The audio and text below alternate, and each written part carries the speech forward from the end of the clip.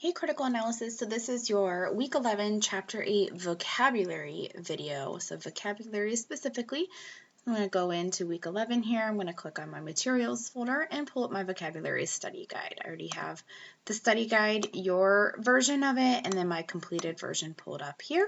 So we are going to start going over these words and talk about them, and then just talk real quickly about the quiz. So as always, I'm going to have my textbook kind of pulled up in the background here. And as I look at my first set of vocabulary words, I'm going to be looking at hypothesis down to consistent. So this chunk of words right here, these are going to be coming from the reading called Why People Lie. So I'm going to go to reading number 1. And this is going to be discussed in your text and skill practice video, the video over Chapter 8. So you would have already seen the reading and hopefully have read this selection already previous to this video. Or maybe not, depending on the order you watch these videos. So let's talk about these words. Hypothesis, this is probably not an unfamiliar word. Hypothesis is being, something that you have done in your science classes. It's your educated guess, something that you kind of put out there and then maybe you test to try to see if it comes true. So hypothesis is an educated guess. Aspire means you hope to become. If you aspire to be an RN, if you aspire to be a mechanical engineer, like you are all here because you're aspiring to do something, you're hoping to become. Entitled, believing you deserve special treatment. We often describe people this whenever they think that there's no consequences to their actions or they just deserve something for nothing. So entitled meaning believing they deserve special treatment of some sort. Pathological liar, someone who has a constant pattern of lying. This is not just someone who does a little white lie here and there. It is someone who consistently lies. Plausible, believable, or credible. Plausible is oh yeah, that sounds right. That sounds accurate. It's a pretty credible source, pretty believable information. And then consistent means it is it's firm. It doesn't contradict itself. It is steady throughout, maybe consistent results, a consistent person, a consistent idea. It holds firm. It does not contradict. All right. The next little set of words here, phenomena down to colleagues. These all come from the biography. So I always think that sometimes these are a little tricky to get to for some reason. So I kind of go in here to the reading 2, and then I scroll all the way down, and here we go. So Freud, even if you're not in psychology, you're probably somewhat familiar with the name Freud, as he is the father of psychoanalysis and oftentimes just looked to as one of the leading people in the field of psychology in general. So this is where this next set of vocabulary words come from. So as you can see, phenomenon is something like an extraordinary occurrence.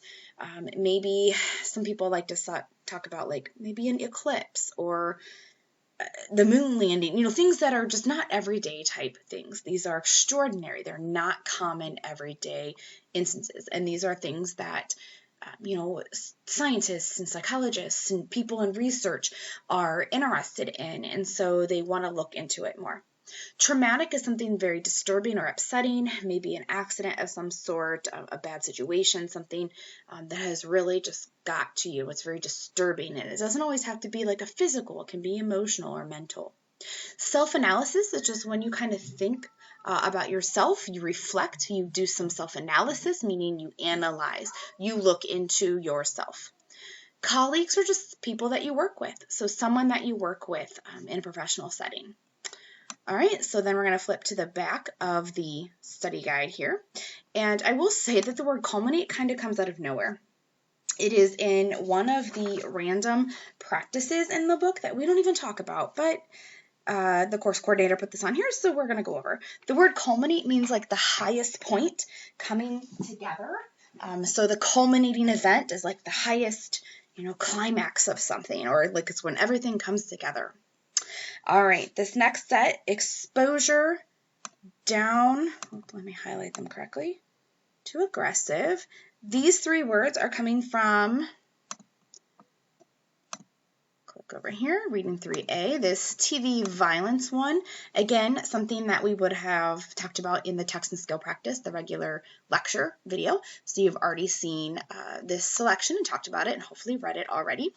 So let's talk about these words. Exposure means you've been in contact with. This is probably a word that's very familiar because of COVID.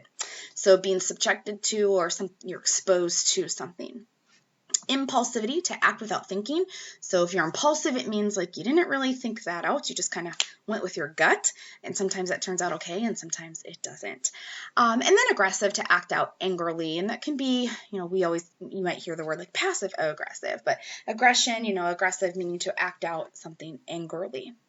All right, and then this last set of words come from the TED Talk.